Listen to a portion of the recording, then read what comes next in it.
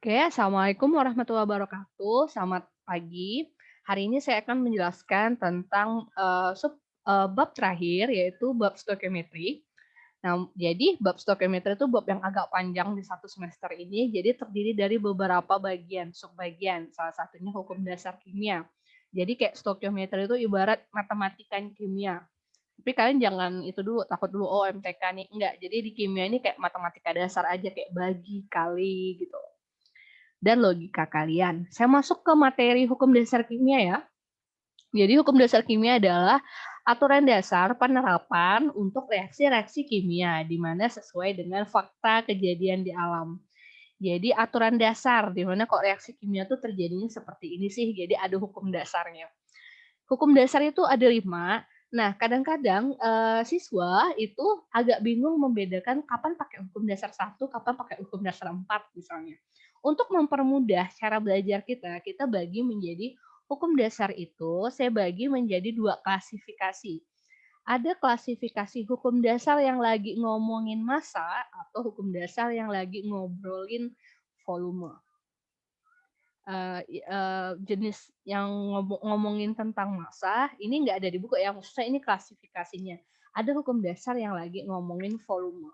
Dengan kita mengklasifikasikan massa atau volume, kita lebih mudah membagi dari mengerjakan, oh ini nih kayaknya hukum ini. Karena kita udah tahu ini lagi ngomongin massa dan kita lagi ngomongin volume, itu beda. Jadi kalau kan ada 5 nih, siapa aja sih hukum yang ngomongin massa? Nah, hukum yang ngomongin massa itu termasuklah di dalamnya ada hukum Lavoisier. Lavoisier, ada hukum Proust, dan ada juga hukum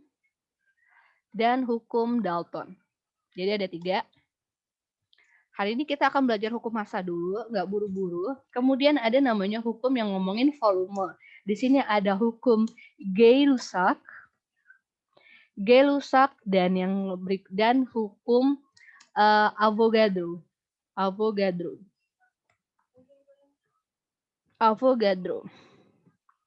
Jadi gitu. Jadi ngomongin massa tuh hanya ada Lavoisier, Proust, dan Dalton. Kalau volume Gay-Lussac sama Avogadro. Sorry ya. Nah, jadi hari ini kita belajar 3 hukum dulu, yaitu hukum yang ngomongin massa terbagi menjadi 3, Lavoisier, Proust, and Dalton. Di sini saya kasih tabel, saya nggak terlalu rapi. Ini cuma scan-scan aja, tapi lumayan bagus scanan ini. Maksudnya padat, singkat, padat, jelas. Jadi di sini ada hukum, yaitu hukumnya Lavoisier itu penemunya disebut terkenal dengan hukum kekekalan massa. Dia bilang apa sih? Jadi kata kuncinya adalah rumusannya, lihat massa total itu sama dengan massa total sebelum itu sama dengan massa sesudah reaksi. Begitu mempelajari hukum dasar, kalian tuh harus tahu dulu konsep. Kan teorinya banyak tuh, kan harus cari dulu kata kunci untuk setiap hukum. Yang pertama nih, ngomongin Lavoisier. Nah, Lavoisier itu punya beberapa kayak kata kunci. Yang pertama, masa sebelum sama dengan masa sesudah. Jadi kata kuncinya adalah masa. Masa sebelum itu akan sama dengan masa sesudah. Itu kata kuncinya. Maksudnya kayak gimana? Nah, karena ini matematika, saya akan langsung kasih contoh. Baca soal ya. 10 gram besi jika ditambah dengan 5 gram serbuk belerang akan menghasilkan 15 gram besi sulfida. Ini contoh kekekalan massa. Jadi kok digambarin kayak gini ya, pakai reaksi kimia. Besi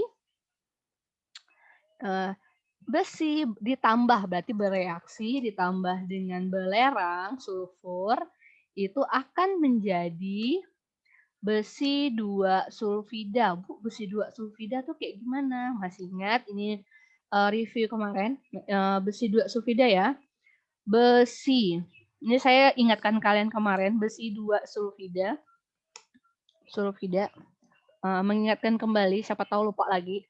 Perhatiin kalau tata nama mencari rumus kimia dari nama, perhatikan depannya. Kalau depannya seorang logam atau 1A, 2A, 3A, itu kan plus minus tuh. Kalian harus, ini kan besi juga logam nih, kan harus nggak boleh langsung nih kayak Fe2S itu nggak boleh. Kan harus cari dulu muatan dasarnya. Besi 2, karena ini transisi, dikasih keterangan, transisi itu muatannya lebih dari 1, maka biasanya di dalam nama itu dikasih keterangan besi 2. Berarti, terus dulu ya, ini out of the topic bentar, Fe2+. Nah, kemudian sulfida itu adalah S. Oh, S itu muatannya berapa ya? Nah, masih ingat S adalah golongan 6. Ini saya biruin aja, S itu adalah golongan 6. Golongan 6. Masih ingat kalau S kan golongan 6 tuh. S tuh golongan 6A. Golongan 6A. Kalau 6A berarti elektron valensinya 6. Berarti butuh berapa biar stabil? Biar stabil dia akan stabil kan 8 ya elektron valensi. Maka masukin 2 biar jadi 8. Ini sebentar, out of the topic bentar. Supaya kalian kayak ingat terus gitu, 2 elektron. Dia perlu masukin 2 elektron, karena dia masukin 2 elektron agar stabil, dia akan stabil membentuk S2-. Ini ada di pembahasan setiap tugas kalian kemarin udah saya kasih sedikit demi sedikit. Jadi Fe2+ ditambah S2-. Jadi kalau tata nama itu muatan dasar dipertimbangkan juga. Berarti Fe2+ tambah S2-, maka kalian harus gini kan, tukar angka karena plus minus ya, set. Berarti menjadi apa senyawanya besi 2 sulfida itu sama dengan Fe2S2. Perhatiin kalau angkanya sama kan bisa sederhanakan menjadi FeS. Udah, jadi kayak gitu ya, out of the topic bentar. Ini FeS. Oke. Ini supaya nggak ganggu kita ini. Saya emang agak gaje kalau udah tugas, kalau udah angka-angka gini.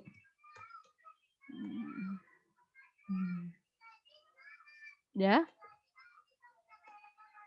Dibersihin dulu, jelek. Dah. Oke. S2-, ini dihapus dulu. Udah. Ya, masukkan ke soalnya. Kemudian 10 gram zat besi. Perhatikan di soal ini ada kata-kata gram. Gram, ada volume nggak ada, berarti gram-gram aja. Berarti ini ngomongin hukum yang ngomongin massa. F-nya 10, kemudian S10 gram, kemudian S-nya 5 gram. Nah, pertanyaannya berapakah FeS? Nah, coba perhatikan di sini dia bilang 15 gram. Nah, lihat di soal ini. Massa sebelum apakah sama dengan massa sesudah? Sebelum tuh yang mana? Sebelum tuh yang ada berada di belakang arah panah. Ini kata-katanya ini adalah sebelum. Ini kita kategorikan sebelum. Ini sebelum. Yang sebelah sini adalah sesudahnya.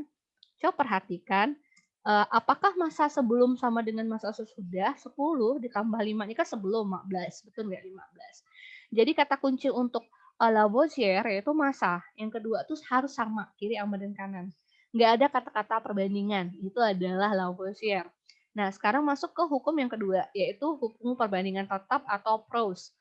Nah, Proust itu penemu, nama dia terkenal dengan kata-kata perbandingan tetap. Jadi rumusan masalahnya bilang apa? Kalau perbandingan massa unsur-unsur dalam suatu senyawa itu adalah tertentu dan tetap, nggak berubah-berubah. Kata kunci untuk hukum ini adalah yang pertama, dia ada ngomongin massa, karena dia adalah jenis hukum yang lagi ngomong massa memang. Terus kata kunci kedua, tambahan, dia menyebutkan kata-kata harus ada perbandingan. Nah, terus perbandingan massa unsur-unsur dalam suatu senyawa. Berarti ada kata kunci ketiga. Nah, berarti kata kunci yang penting adalah dia ngomongin perbandingan, dia ngomongin massa, dan dia ngomongin suatu senyawa. Jadi maksudnya gini, jika kita mau membuat H2O dari air, mereaksikan hidrogen sama oksigen biar terbentuk menjadi air, perbandingan hidrogen dan oksigen itu adalah 1:8. Kalau misalnya hidrogennya 2, maka oksigennya berapa? Berarti kali 2, berarti 16 kan. Jadi gitu. Jadi kata kunci untuk Proust itu adalah perbandingan. Nanti kalau enggak paham kita lihat contoh masalahnya langsung. Terus ada perbandingan berganda atau penemunya adalah Dalton, hukum Dalton atau perbandingan berganda. Mirip-mirip nih, tapi yang satunya tetap, yang satunya berganda. Rumusnya, jika dua unsur dapat membentuk lebih dari satu senyawa dan salah satu masanya dibuat sama, maka perbandingan unsur yang lain itu bulat dan sederhana. Yuk kita telusuri dulu nih kata kuncinya apa aja. Yang pasti dia pasti ngomongin massa. Dah. Kemudian dia ada nyebutkan perbandingan. Sama kan dengan si Proust sama Dalton. Tapi ada sedikit berbeda. Jadi kalau Proust itu hanya satu senyawa, kalau si Dalton itu lebih dari dua senyawa. Lebih dari satu senyawa. Maksudnya kayak gimana? Nah, jadi saya perhatiin contohnya. Nitrogen sama oksigen di alam itu bisa membentuk banyak senyawa. Contohnya NO, nitrogen monoksida. Ingat kovalen, tata namanya, indeks dibaca. Dan dinitrogen oksigen, masih ingat saya sambil ini nitrogen apa? Nitrogen monoksida. Yang sebelahnya adalah karena kovalen, indeks dibaca, nitrogen kan non logam ya. Di nitrogen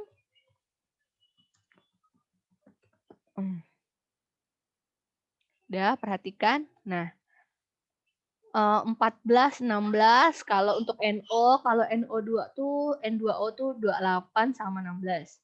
Jadi kalau gitu jika massa salah satu unsur dibuat sama, misal saya menyamakan angka nitrogen dibuat sama ya 14 disederhanakan biar angkanya jadi 7 sama 7, ini kan udah sama. Maka perbandingan oksigen 1 berbanding oksigen pada senyawa 2 itu sama dengan 8:4. Dengan syarat nitrogen atau salah satu unsur dibuat sama. Pada kasus ini nitrogennya dibuat sama biar nggak ganggu. Jadi tinggal oksigennya 8:4 atau sama dengan 2:1. Nah, saya tahu ini kayak masih absurd. Gimana sih Ibu? Maksudnya lebih bagus kalau dalam materi yang ada MTK tuh kita langsung ke contoh kasus masalah. Gitu ya. Yang pertama itu adalah hukum dasar, kita lihat ya contoh-contohnya. Nah, nomor 1. Sebanyak 10,8 gram aluminium habis bereaksi dengan 9,6 gram oksigen. Membentuk aluminium oksida 4Al ditambah 3O2 menjadi 2Al2O3. Berapa ya massa aluminium oksida yang terbentuk? Nah, saya ingatkan ketika masuk ke dalam hukum dasar ini, ada 5 hukum dasar loh. Jadi kalau ada 5 hukum dasar seperti ini, udah saatnya kalian identifikasi dulu, kan lagi berhadapan sama hukum apa. Gimana cara kita mengidentifikasi masalah? Caranya adalah kalian lihat dulu kata kunci dari soal tersebut. Lihat ya, sebanyak 10,8 gram. Perhatikan, ini ada satuan dari gram, saya merahkan lagi. Gram itu kata kunci untuk massa. Dapat. Oh, berarti soal ini lagi ngomongin massa. Oh, lagi ngomongin massa, Bu. Berarti cuma 3 jenis jawabannya. Kalau enggak Lavoisier, Proust, atau Dalton. Itu karena dia lagi ngomongin massa aja. Terus pertanyaan kedua, apakah di soal ini ada ngomongin perbandingan?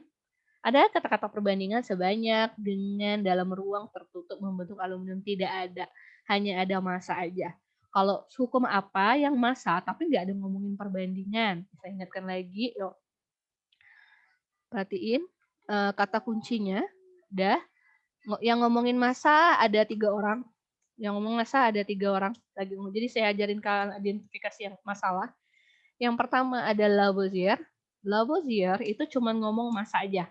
Di mana kata kuncinya massa sebelum sama dengan massa sesudah.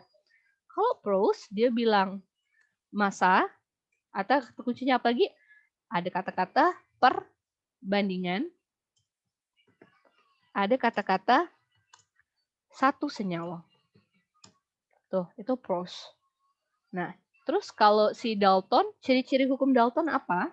Dia ngomongin massa, dia juga ada kata-kata perbandingan, tapi dia ngomongin lebih dari satu senyawa. Jadi gitu ya kata kunci soalnya. Perhatikan benar-benar, itu mempermudah kalian. Bu, soal ini hanya ngomongin massa aja, nggak ada kata-kata perbandingan. Berarti Proust sama Dalton itu langsung tereliminasi. Bu, ini berarti hukum Lavoisier. Lavoisier. Oke.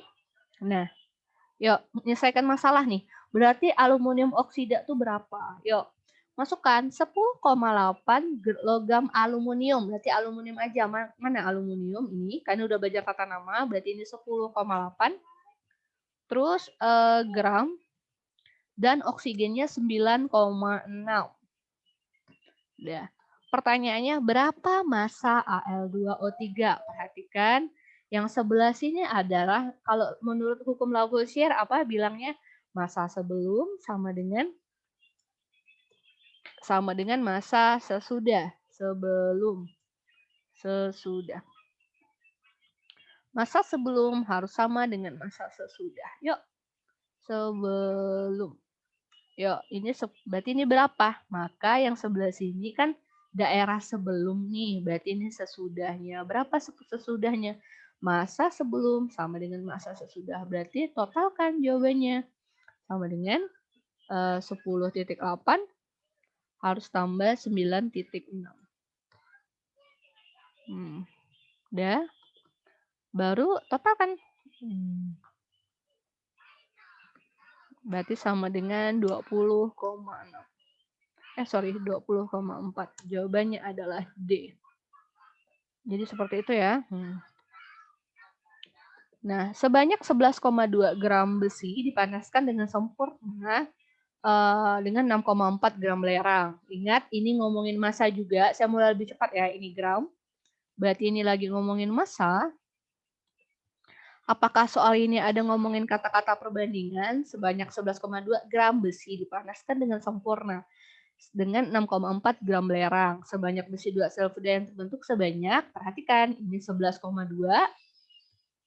Nah, kemudian si besinya berapa tadi? 6,4. Ini 6,4. Pertanyaan berikutnya, berapa gram serbuk belerang? Berapa banyak serbuk besi sulfida? Ini ya, berarti massa sebelum, jumlah massa sebelum itu sama dengan massa sesudah. Ya udah tinggal kalian jumlahkan. Berarti 11,2 tambah 6,4. Sama dengan berapa? 17,6. Ya, 17,6. Jadi kayak gitu. Itu adalah Lavoisier. Ini Lavoisier ya. Oke, sip. Habis itu masuk ke nomor 2. Nomor 3 sama nomor 4. Oke. Lanjutkan.